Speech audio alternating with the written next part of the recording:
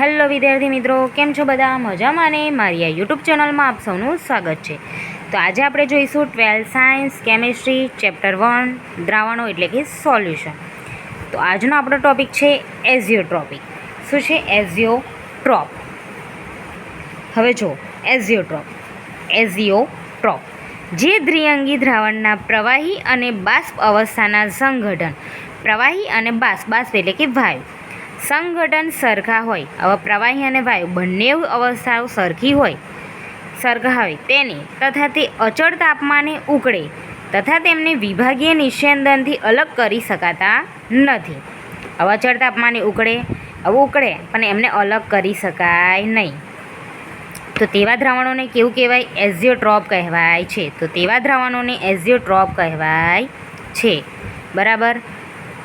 દ્રાવણો અંદર છે, બેવ સરખા પ્રમાણમાં છે, પણ એમને અચળ કદે શું કહેવાય? અચળ તાપમાને ઉકાળવામાં આવે તો તેમને અલગ કરી શકાય નહીં.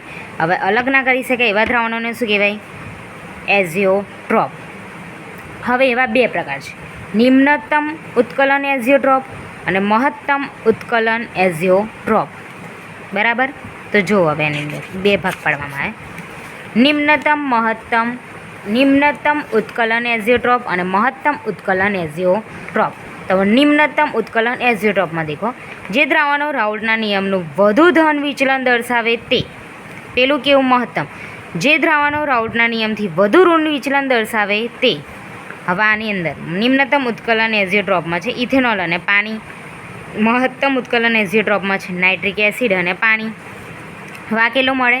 95% ઇથેનોલ ધરાવતું દ્રાવણ આપે છે, જ્યારે નાઇટ્રિક એસિડ 68%, પાણી 68% અને પાણી 32%. જો 95% ઇથેનોલ ધરાવતું દ્રાવણ આપે છે, 95% કેવું આવે? ઇથેનોલ ધરાવતું દ્રાવણ.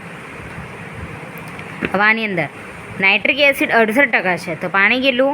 32%. આમાં ઇથેનોલ અને પાણી, અને આની અંદર નાઇટ્રિક એસિડ અને પાણી. ઓકે.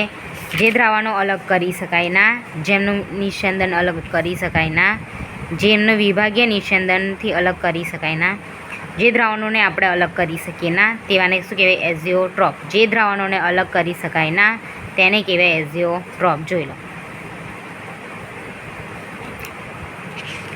ઓકે વિદ્યાર્થી મિત્રો, જો મારો વિડીયો ગમ્યો હોય તો લાઇક, શેર અને સબસ્ક્રાઈબ કરજો. મળી નેક્સ્ટ વિડીયોમાં. Bye bye.